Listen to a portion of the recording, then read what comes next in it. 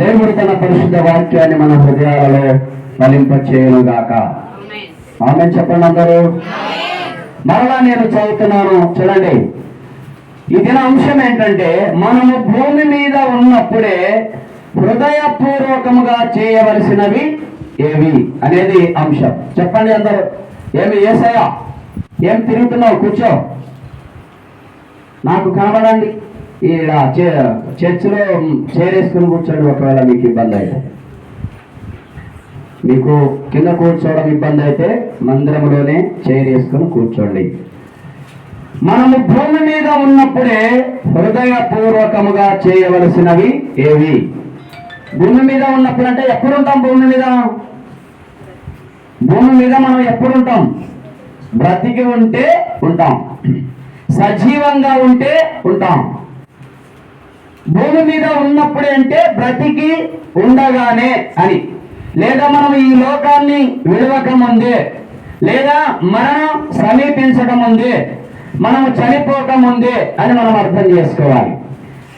సుంకపు గుప్తాదారుడైన మత్తయ్య గారు ఇలాగ రాస్తా ఉన్నాడు.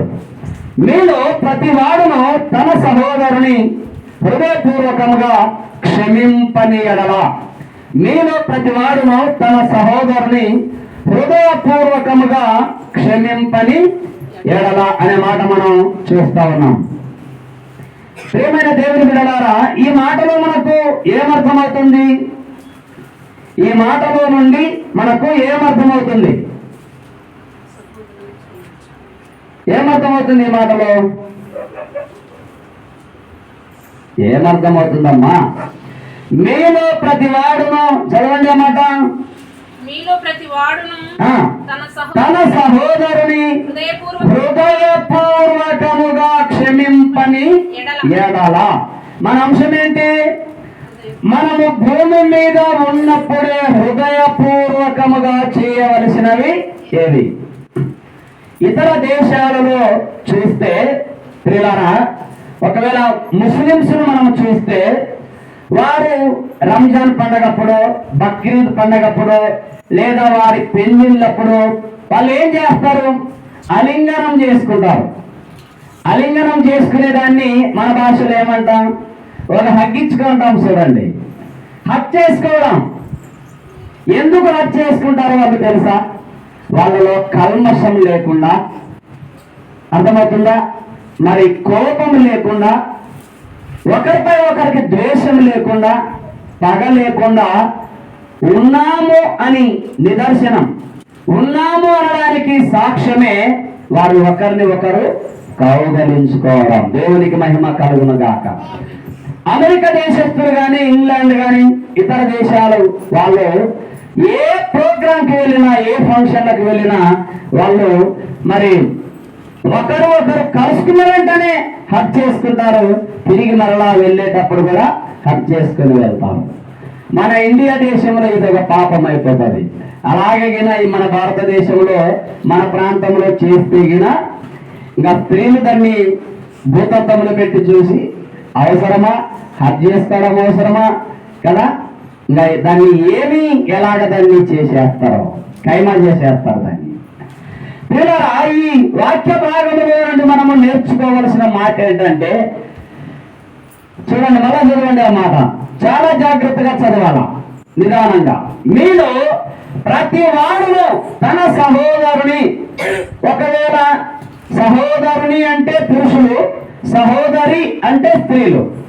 అక్కడ మనము మీలో ప్రతి వారు తన సహోదరిని అని కూడా, అంటే అక్కడ మనం వాక్యంలో పెట్టకూడదు, కానీ మనం చెప్పుకుంటే, మీలో ప్రతి వాడును తన సహోదరుని హృదయపూర్వకముగా క్షమింపని ఎడల.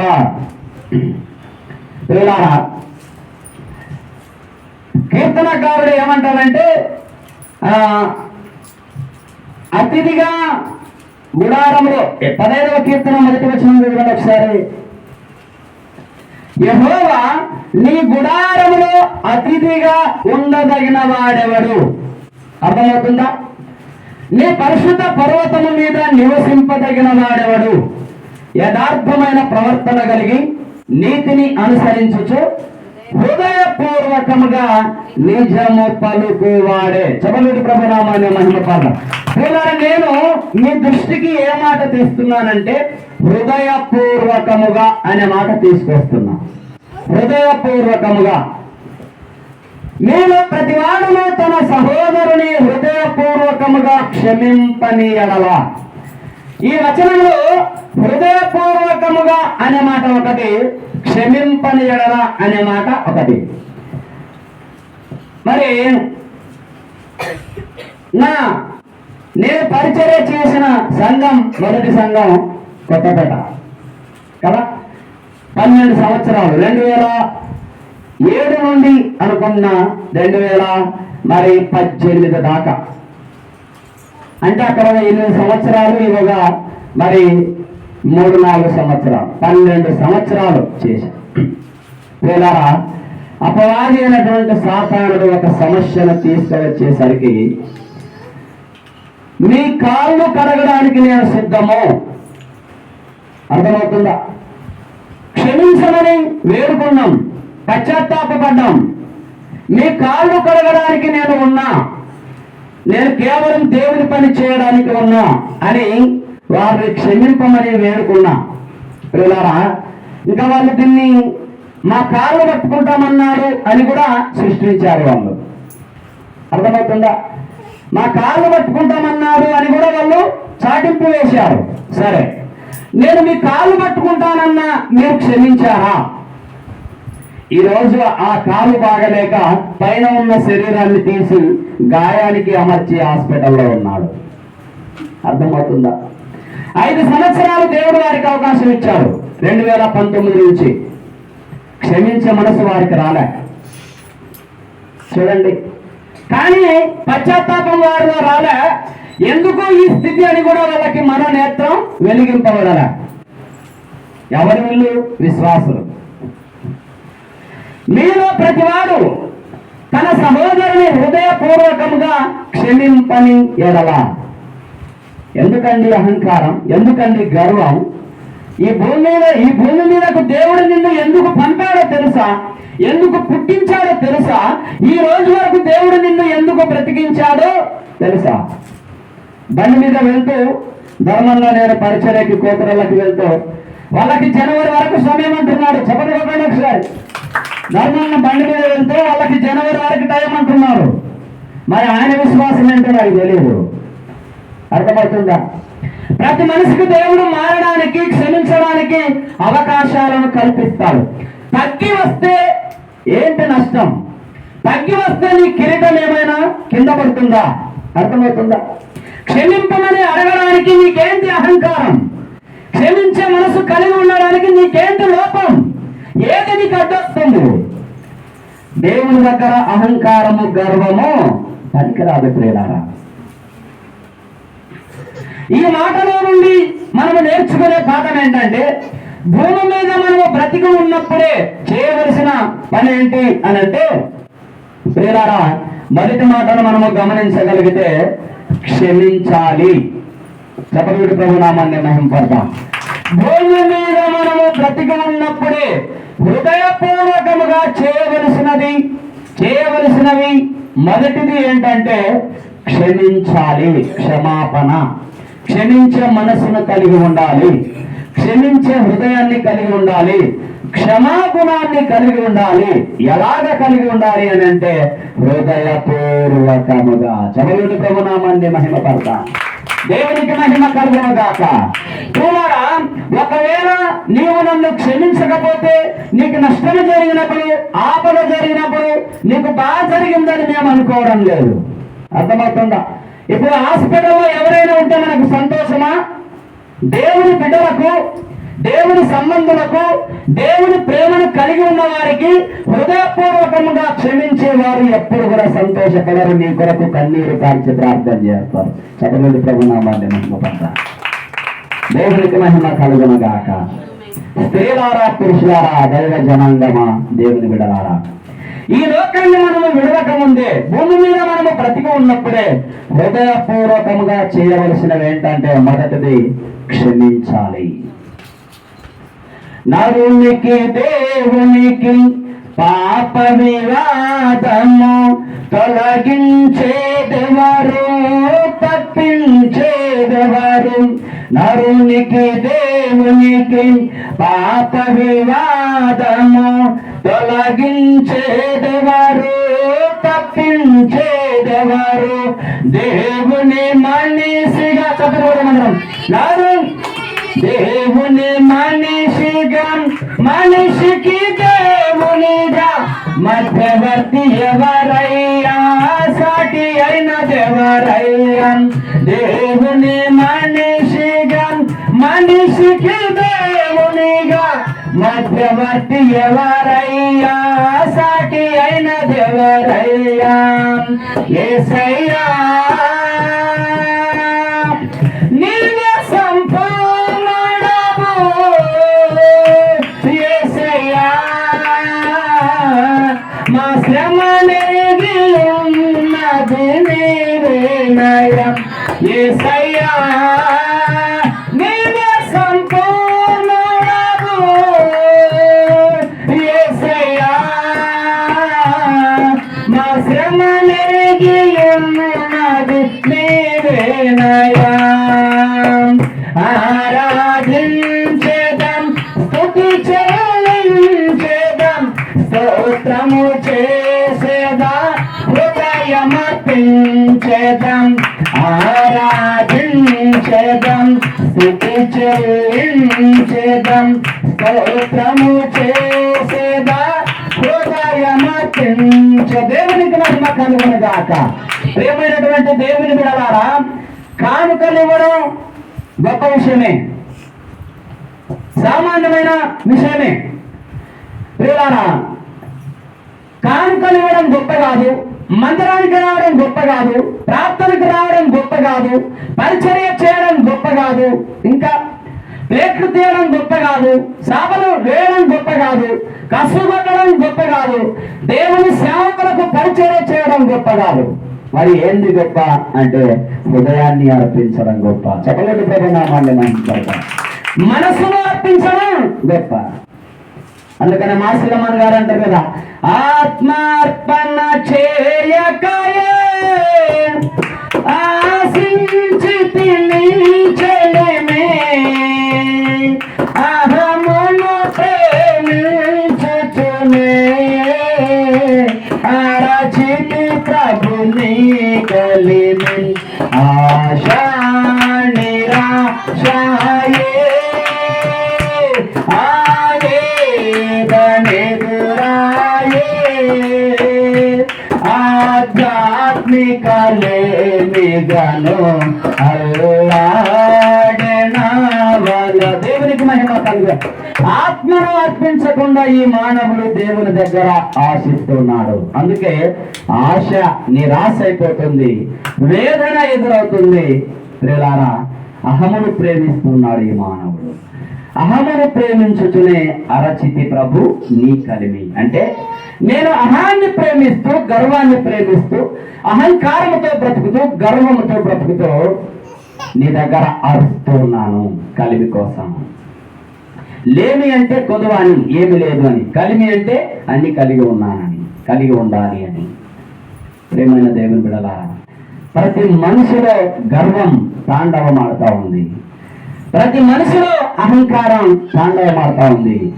పిల్లలారా, ఈ దేవనకొండ మండలంలో ప్రభు కృపను బట్టి ఈ చిన్న వయసులో కొద్ది రోజులలో ఒక బిషప్ గా దేవుడు నన్ను ఎన్నిక చేయబోతున్నాడు. చెప్పలేదు ప్రభు నామండి మహిమ పడతాం. ఇన్ని సంఘాలు కట్టానని నేను గర్వించడం లేదు, ఇన్ని మందిరాలు కట్టానని నేను గర్వించడం లేదు, నేను రెవరెండ్ అని నేను గర్వించడం లేదు, నేను బిషప్లని నేను గర్వించడం లేదు, పాటలు బాగా పాడతానని నేను గర్వించడం లేదు, వాక్యాన్ని బాగా చెబుతానని నేను గర్వించడం లేదు. ప్రభు దగ్గర నేను చెప్పేది ఏంటంటే, ఏదైనా ఎక్కడైనా చిన్న గర్వం నాలో మొదలవుతా ఉంటే తీసివేయి ప్రభువా అని అడుగుతా. చెప్పలేదు ప్రభు నామంటే మహిమ పడతాం. చాలా మంది అంటుంటారు, కిరణ్ నీకు నీవే సాటి అని. అర్థమవుతుందా? నీకు నీవే సాటి. నిత్యానందం సార్ తమ్ముడు అంటా ఉన్నాడు మొన్న మీటింగ్కి వెళ్ళినప్పుడు, నీ స్థాయిలో ఇంకా మనలో ఎవరు పాడేవారు లేరు అని. వివాహాలకు వెళ్ళినా, ఎక్కడికి వెళ్ళినా, సభలలోకి వెళ్ళినా అసలు ఆ పిచ్చి ఏంటి, ఆ స్థాయి ఏంటి అని అంటూ ఉంటారు. ప్రియులారా, దీన్ని బట్టి మనం ప్రభువుని స్తుతించాలి, కానీ మనలో గర్వం ప్రవేశించకూడదు. గర్వం ప్రవేశించిందంటే దేవుడు పడేస్తాడు, ఎక్కడ వాడేస్తాడు. కాబట్టి మధ్యాహ్న వేళలో ప్రియులారా, మనము బ్రతికి ఉన్నప్పుడే, మనము భూమి మీద ఉన్నప్పుడే హృదయపూర్వకముగా చేయవలసింది ఏంటంటే క్షమించాలి. ఎవరినైనా కానీ వారెవరైనా కానీ ఎంత శత్రువులైనా కానీ క్షమించాలి. నువ్వు క్షమించాలి అంటే అవతల వ్యక్తి నిన్ను క్షమిస్తాడా క్షమించడా అనవసరం. ఆ వ్యక్తి నిన్ను క్షమిస్తే ఆ వ్యక్తిని దేవుడు క్షమిస్తాడు, లేదంటే ఆ వ్యక్తికి దేవుని రాజ్యమే లేదు. దేవునికి మహిమ కలుగునగాక. ఆ వ్యక్తి ఎంత భక్తిపరుడైనా ఉండవచ్చు, ఎంత ఆత్మీయుడైనా ఉండవచ్చు, ఎంతైనా దేవునికి ఇవ్వగలిగే సామర్థ్యత కలిగి ఉండవచ్చు. ఒక వ్యక్తిని హృదయపూర్వకంగా ఆ వ్యక్తి క్షమించకపోతే ఆ వ్యక్తికి దేవుని రాజ్యములో పాలు పంపులు లేవు. ప్రేమైన దేవుని విడలారా, ఈ రోజు ప్రతి సంఘంలో, నేటి క్రైస్తవ్యంలో, ఈ అంత్య దినాలలో ప్రతి సంఘానికి ఈ వాక్యం అవసరం. అంత కరెక్ట్ అంటే ఆడైతుందబ్బా అనేది మన వాళ్ళు. అంత కరెక్ట్ అంటే కాకపోతే మానుకో, నీ బ్రతకన్నా మార్చుకో, మానుకోనన్నా మానుకో. నీకైతే అన్ని కరెక్ట్, దేవునికైతే ఏదైనా పర్వాలేదా? నీకైతే అన్ని కరెక్ట్, దేవుని దగ్గరకు వచ్చేసరికి కరెక్ట్ అబ్బా ఏంటి? ప్రియులా, చదవండి మరలా మాట, మత్తయి సువార్త 18:35. మీలో ప్రతివాడును తన సహోదరుని హృదయపూర్వకముగా క్షమింపని ఎడల నా పరలోకపు తండ్రియు ఆ ప్రకారమే మీ ఎడల చేయుననెను. నా పరలోకపు తండ్రి. ప్రియమైన దేవుని బిడ్డలారా, చూడండి ఎంత ఖండితంగా ఈ మాట వ్రాయబడి ఉందో ఆలోచన చేయండి. మీలో అంటే మీరే, ఇక్కడ ఉన్న మనమే. ఎక్కడ దేవుని వాక్యం ప్రకటింపబడుతుందో అక్కడ ఉన్న సమాజం కావచ్చు, సంఘం కావచ్చు, గుంపు కావచ్చు, కుటుంబం కావచ్చు, ఇద్దరు వ్యక్తులు కావచ్చు, ఒక్క వ్యక్తే కావచ్చు, హృదయపూర్వకముగా క్షమింపని ఎడల నా పరలోకపు తండ్రియు ఆ ప్రకారమే మీ ఎడల చేయగలను. ప్రియులారా, ప్రభు శిష్యులకు ప్రార్థన నేర్పాడు. చదవండి 6వ అధ్యాయం 12వ వచనం. మత్తయి సువార్త 6వ అధ్యాయం 12వ వచనం.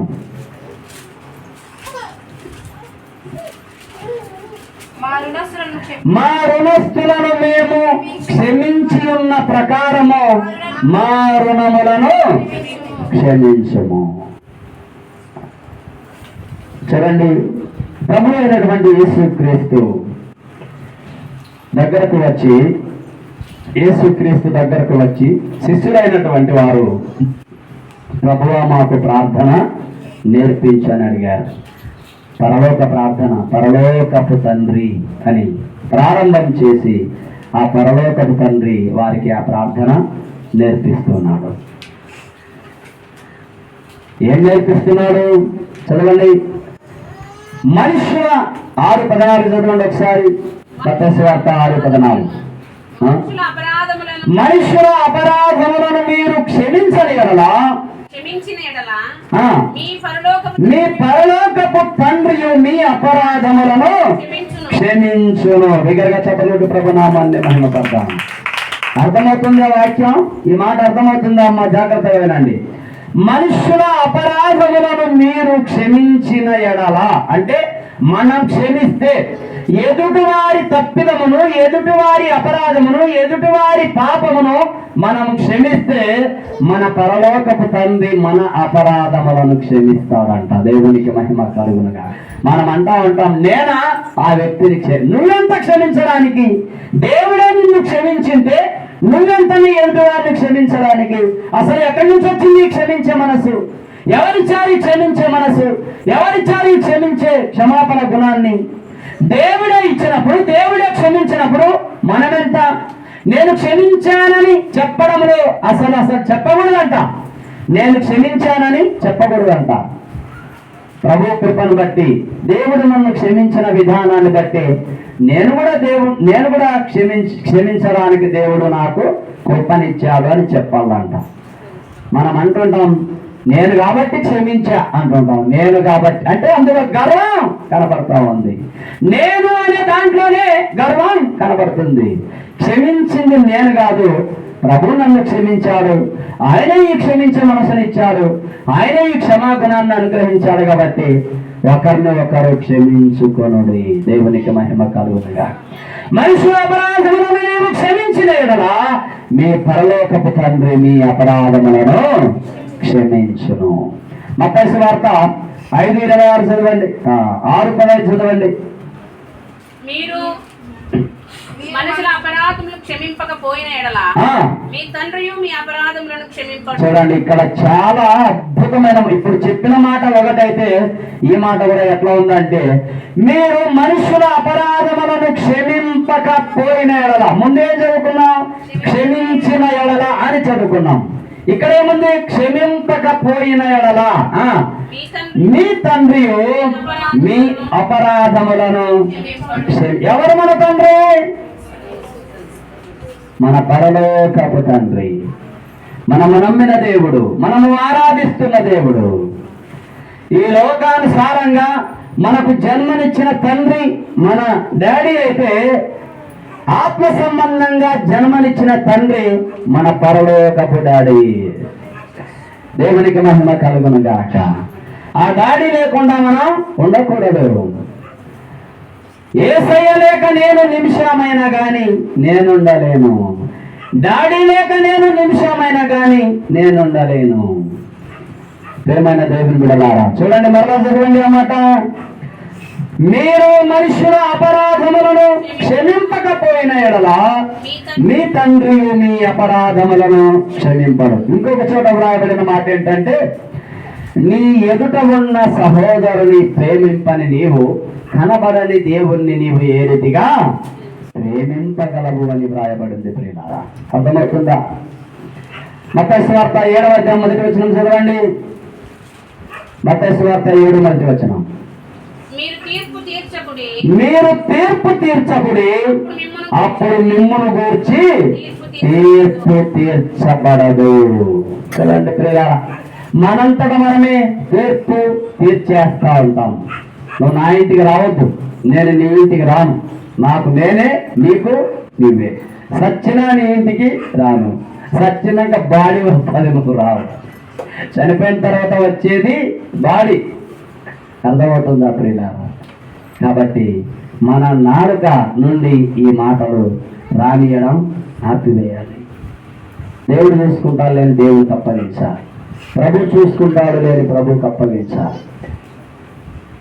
ప్రియులారా, బెటంచర్లలో అంజనమ్మ అని ఒక ఆమె ఉంది, భాస్కర్ సార్ సంఘస్థురాలు. ఆమె ఏదైనా